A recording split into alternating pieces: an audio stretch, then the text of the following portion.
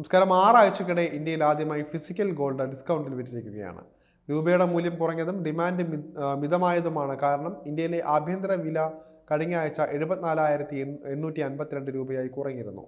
അതിനുശേഷം വെള്ളിയാഴ്ച 10 ഗ്രാമിന് 76,800 രൂപയായി ഉയർന്നു.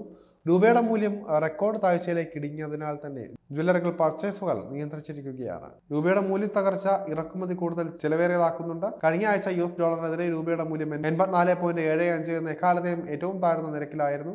ഇന്ത്യൻ ഡീലർമാർ ആഭ്യന്തര വിലകളിൽ ഔൺസിന് 2 ഗ്രാം സ്വർണം വരെ കിഴിവ് വാഗ്ദാനം ചെയ്യുന്നുണ്ട്. 6% ഇറക്കുമതിയും 3% സെയിൽസ് ലിവിയും ഉൾപ്പെടെ കഴിഞ്ഞ ആഴ്ചയിലെ പ്രീമിയം $3 നിന്ന് കുറയുകയായിരുന്നു. ഈ ആഴ്ച റീറ്റെയിൽ ഡിമാൻഡ് വളരെ കുറവായിരുന്നു. വിവാഹ സീസൺ നടക്കുകയാണ്. അതുകൊണ്ട് തന്നെ വലിയ അളവിൽ വാങ്ങുന്നവർ വില കുറയാൻ കാത്തിരിക്കുകയാണ് ഈ ഘട്ടത്തിൽ. ന്യൂഡൽഹി ആസ്ഥാനമായുള്ള ഒരു ജ്വല്ലറി ഉടമ പറയുന്നത് ഇന്ത്യയിൽ വിവാഹ പർച്ചേസിനായാണ് കൂടുതൽ സ്വർണ്ണമളവിൽ വാങ്ങുന്നത്. ഇത് കഴിഞ്ഞാൽ അക്ഷയ തൃതീയ, ധൻതേരസ്, ദീപാവലി തുടങ്ങിയ ആഘോഷ സമയത്തും സ്വർണം വലിയ അളവിൽ വാങ്ങിക്കാറുണ്ട്.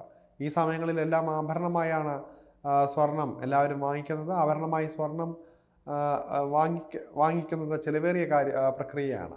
കാരണം പവൻ വിലയ്ക്ക് പുറമെ GST 3%, ഹോൾമാർക്കിംഗ് നിരക്കുകൾ എന്നിവ കൂടി സ്വർണത്തിന് നൽകേണ്ടതുണ്ട് എന്നാണ് പറഞ്ഞിരിക്കുന്നത്. ആഭരണമായി വാങ്ങിക്കുമ്പോൾ ഇതിനെല്ലാം പുറമെ പണിക്കൂലി കൂടി നൽകേണ്ടി വരും. പല ജ്വല്ലറികളും പലതരത്തിലുള്ള പണിക്കൂലി ഈടാക്കുന്നുണ്ട്. എന്നാൽ സ്വർണം വിൽക്കുന്ന സമയത്ത് പവൻ വില മാത്രമേ ലഭിക്കുകയുള്ളൂ. ഇത് ഉപയോക്താക്കളെ സംബന്ധിച്ച് വലിയ ലാഭം നൽകുന്ന ഒരു കാര്യമല്ല. സ്വർണ്ണവിലയെ സ്വാധീനിക്കുന്ന നിരവധി ഘടകങ്ങളുണ്ട്. യുദ്ധം, കാലാവസ്ഥ വ്യതിയാനം, അതുപോലെ തന്നെ എണ്ണവില എന്നിവയെല്ലാം തന്നെ സ്വർണ്ണവിലയിലെ ഏറ്റക്കുറച്ചിലുകൾ നിയന്ത്രിക്കുന്നതിൽ കാര്യമായ സ്വാധീനം ചെലുത്താറുണ്ട്. എന്നാൽ നിലവിൽ സ്വർണ്ണവിലയിലെ ചാഞ്ചാട്ടത്തിന് കാരണമാകുന്നത് രൂപയുടെ മൂല്യത്തിലുണ്ടായ ഇടിവാണ്. $1 ലഭിക്കാൻ എത്ര ഇന്ത്യൻ രൂപ നൽകണമെന്നതാണ് രൂപയുടെ മൂല്യം നിർണ്ണയിക്കുന്നത്. ഇന്ത്യ ഇപ്പോഴും ഒരു ഉപഭോക്തൃ രാജ്യമാണ് എന്നതിനാൽ തന്നെ സ്വന്തം ഉൽപ്പന്നങ്ങൾ കയറ്റുമതി ചെയ്യുന്നതിനേക്കാൾ വിദേശ രാജ്യങ്ങളിൽ നിന്ന് ഇറക്കുമതി ചെയ്യുന്നതാണ് കൂടുതൽ.